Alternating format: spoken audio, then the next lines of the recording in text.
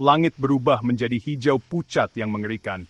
Angin menderu-deru di jalanan, membawa serta aroma hujan yang akan datang.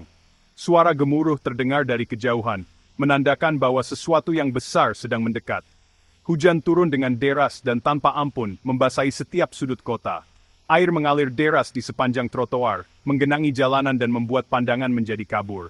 Setiap tetes hujan seolah membawa beban berat, menambah kesuraman suasana.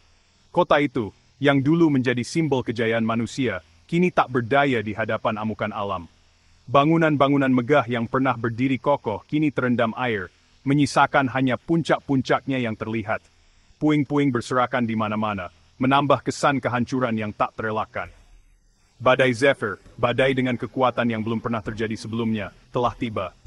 Angin kencang berputar-putar, menciptakan pusaran yang mematikan. Awan gelap berkumpul, menutupi langit dan membuat siang hari terasa seperti malam. Gedung-gedung berderit di bawah terjangan badai. Struktur baja dan beton yang biasanya tak tergoyahkan, kini tampak rapuh. Setiap hembusan angin membuat bangunan-bangunan tinggi itu bergoyang, seolah-olah mereka bisa runtuh kapan saja. Jalanan berubah menjadi sungai yang mengamuk. Mobil-mobil terendam air, hanyut terbawa arus yang kuat. Trotoar dan jalan raya tak lagi bisa dibedakan. Semuanya tenggelam di bawah permukaan air yang terus naik. Udara dipenuhi rasa takut dan ketidakpastian. Wajah-wajah cemas terlihat di mana-mana. Orang-orang berusaha mencari tempat berlindung. Setiap orang merasakan ketegangan yang sama, ketakutan akan apa yang akan terjadi selanjutnya.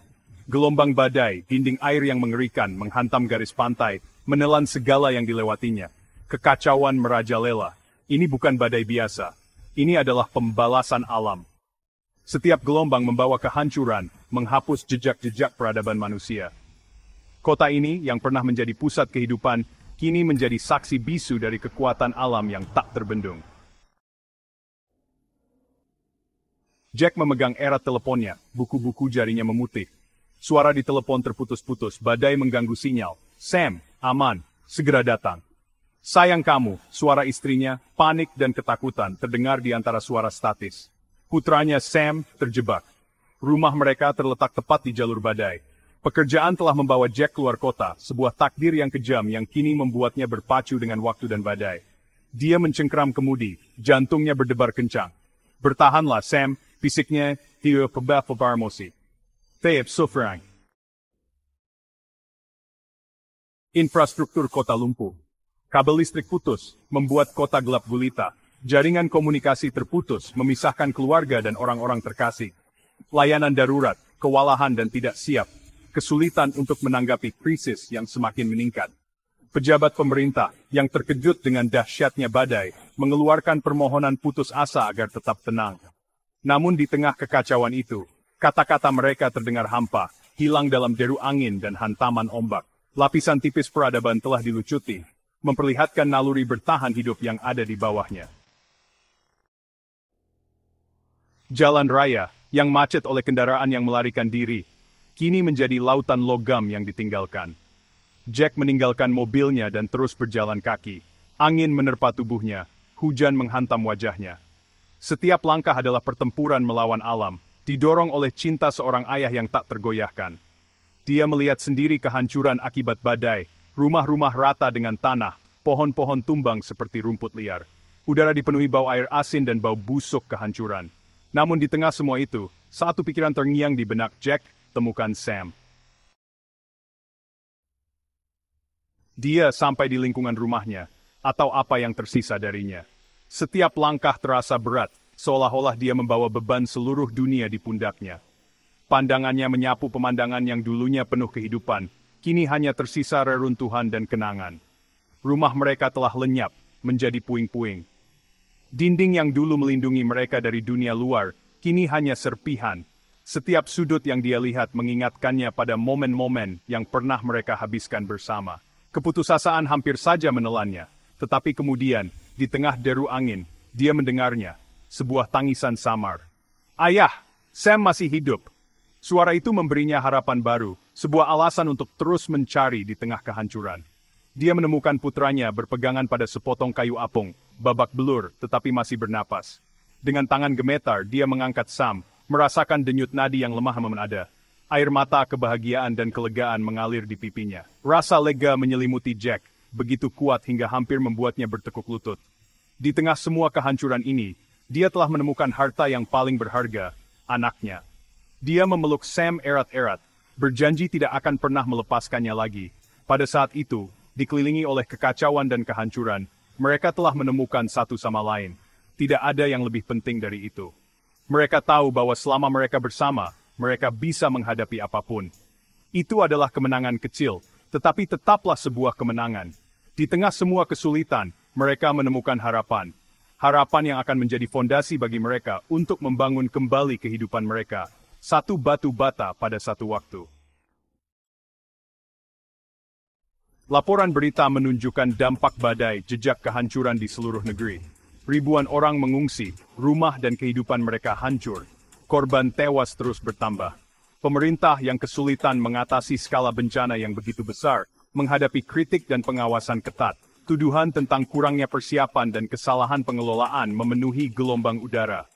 Badai itu, sebuah pengingat nyata akan kekuatan alam, telah mengungkap kerentanan masyarakat manusia.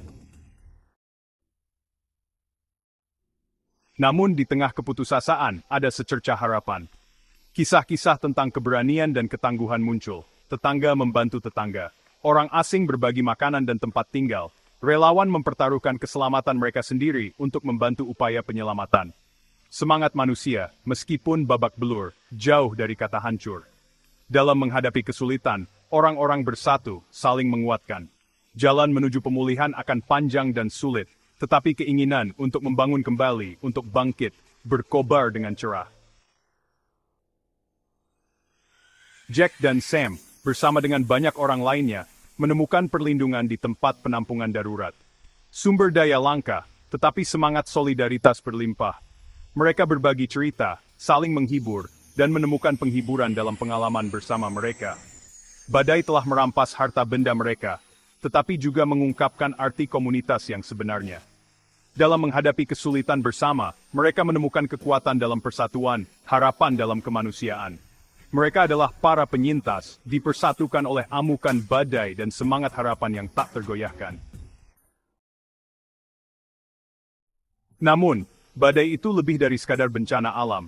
Ini adalah manifestasi dari kekuatan alam yang tak terkendali, yang dipicu oleh tindakan manusia yang merusak lingkungan. Itu adalah peringatan keras, konsekuensi dari ketidakpedulian manusia terhadap planet ini. Setiap pohon yang ditebang, setiap sungai yang tercemar, adalah langkah menuju kehancuran. Perubahan iklim, yang dulunya merupakan ancaman yang jauh, kini menjadi kenyataan yang menakutkan.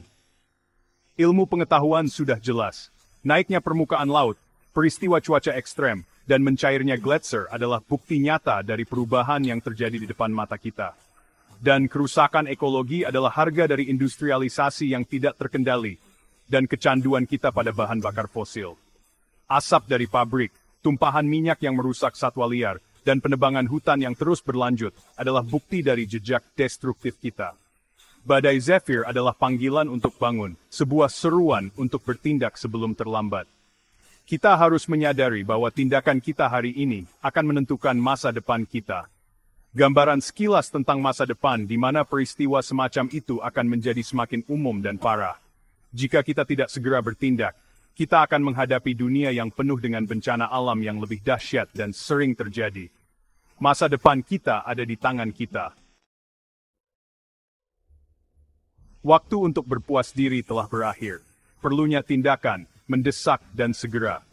Kita tidak bisa lagi mengabaikan peringatan, menyerahkan nasib planet kita di tangan politisi dan perusahaan yang didorong oleh keuntungan jangka pendek. Tanggung jawab terletak pada kita masing-masing untuk membuat pilihan yang berbeda, untuk menuntut perubahan dan untuk meminta pertanggungjawaban para pemimpin kita. Masa depan kita dan masa depan generasi mendatang bergantung padanya. Badai telah berlalu, tetapi pelajarannya harus terus diingat. Kita telah diberi kesempatan kedua, kesempatan untuk belajar dari kesalahan kita dan untuk memetakan arah baru. Sudah waktunya untuk merangkul masa depan yang didukung oleh energi terbarukan, untuk berinvestasi dalam praktik berkelanjutan, dan untuk membangun dunia di mana manusia hidup selaras dengan alam, bukan bertentangan dengannya. Pilihan ada di tangan kita. Saatnya untuk bertindak adalah sekarang. Pemain Steve Sham, for Chris from a team.